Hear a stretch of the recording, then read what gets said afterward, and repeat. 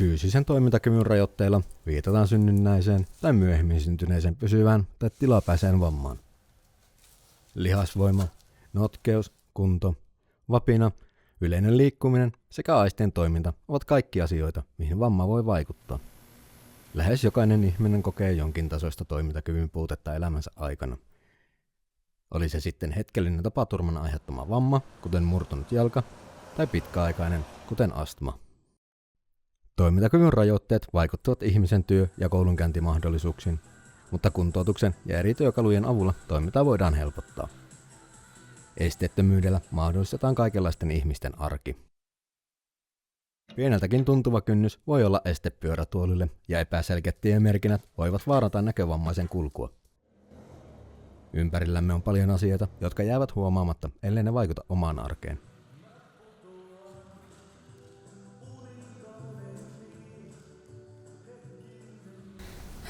Onhan se, niin kuin ajattelin, että kaupassa käyntiä, niin minä on tuolin kanssa. Ja samoin niin ulkona, niin minä on tuolin kanssa. Ja sitten jos mihin tahansa menneepi, niin ensimmäisenä katsoo, että liuska, invavessa, että mitä niin tarvii heti. Yleensä noissa pienemmissä liikkeissä, niin niissä tulee porras näin, niin sinnehän et sisälle pääse. Esimerkiksi kesällä on näitä niin satamakahviloita ja näitä. Joihinkin on ihan mahdotonta päässäkään kahville. Se on niin mäki jo sen verran jyrkkä.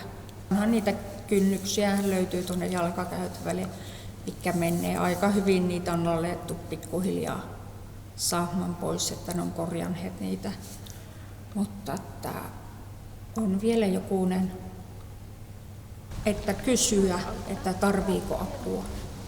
Että eikä vain niin, että otat niistä pyörätuolin kahvoista kiinni ja lähdet kärräämään. Eikä niin, että se vain sanot, että no niin, annapako mie tehdä. Se on niin vähän sillain niin tökerösti sanottu. Harrastusmahdollisuuksien puute voi olla varsinkin nuorelle ihmiselle rankkaa. Ilman vapaa-ajan viettomahdollisuuksia ja vertaistukea ihminen on suuressa riskissä syrjäytyä. Yksinäisyys voi aiheuttaa monia mielenterveysongelmia, esimerkiksi masennusta. Esteettömiä harrastusmahdollisuuksia on hyvin rajoittuneesti ja ne painottuvat vahvasti pääkaupunkiseudulle. Toimimisesteisen henkilön arjelle oikeanlainen tuki ja apuvälineet ovat monesti välttämättömyys. Apuvälineet mahdollistavat monen ihmisen itsenäisen toiminnan. Kuulon alenema, joka on työmaan melusta johtuva, vaikeuttaa liikenteen seassa liikkumista. Esimerkiksi hälytysajoneuvon tai junan lähestyessä en tiedä, mistä suunnasta se tulee. Lenkillä en uskalla pitää kuulokkeita enää edes paremmassa korvassa. Useat välilevyn pullistumat ja vino lanneranka aiheuttaa pahimmillaan pitkiä ja vaikeita kipujaksoja. Työ- ja liikuntakyky on ollut useasti kortilla. Se taas vaatii psyykkeltä paljon. Säännöllinen liikunta on pitänyt selän nyt reilun puoli vuotta pääasiassa hyvänä, lyhyitä kipujaksoja lukuun ottamatta. Jännetuppitulehdukset ranteissa alkoivat vaivata 3 vuotta sitten. Ranteet ja peukalot ovat niin kipeät, että normaalit arjen askareet ovat hankala suorittaa, tai ne jäävät kokonaan tekemättä. Taloudessa asuvat pienet lapset on kuitenkin myös hoidettava. Kivut herättävät myös öisin. Kortisonipiikit auttavat kipuun hetkellisesti, mutta niitäkään ei saisi määränsä enempää laittaa. Onneksi sain vihdoin lähetteen käsikirurgille. No silleen, että jos joku vaikkapa joku säikä, että mutta hän mie tuolla toisella silmällä näin, niin se voi vaikka tosta vaikka säikätä, hän mie huomaa sitä, kun se tulee tuolta puolella, missä mun toinen silmä on, millä mä näen. Ehkä yleinen on se, että joutuu katsoa aika lähelle asioita. Että mulla oli ainakin yksi semmoinen näkölaite tai semmoinen, mitä mä käytän aina kun on joku oppitunti, mutta on liikuntatunneissa tai näissä muissa tunneissa tai semmoisissa, niin hän missä käytän enemmän niin matiikkaa ja nämä kaikki tällaiset. Ota sitä isoa stressiä, kun hän se itse voi sille mitään, no sillä on samanlainen kuin mikä mulla. Tai jatkat vaan eteenpäin.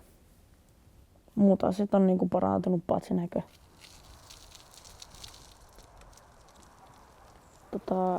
uimista ja sitten onhan me jalkapalloa ja on me sitten potkulautalla pyöräilyä ja tehnyt vaikka nyt. Melkein samalla lailla niin kuin urheilukannalta mitä muut ainakin osaa. No vaikka joku ihminen on ihan täysin sokea, niin onhan se ihan hyvä, että se tunnustelee se kepillä, että missä on portaita esimerkiksi tila tai tällaista. Niin, eli mulla on niin koheilusilmät välillä itsestä, ainakin toi yksi. Semmoinen kalvinossa. Elämme yhteiskunnassa, jossa meillä on varaa ja aikaa auttaa muita. Ottamalla kaikenlaiset ihmiset huomioon tilojen suunnittelussa ja tapahtumien järjestämisessä voimme mahdollistaa jokaiselle sujuvan arjen.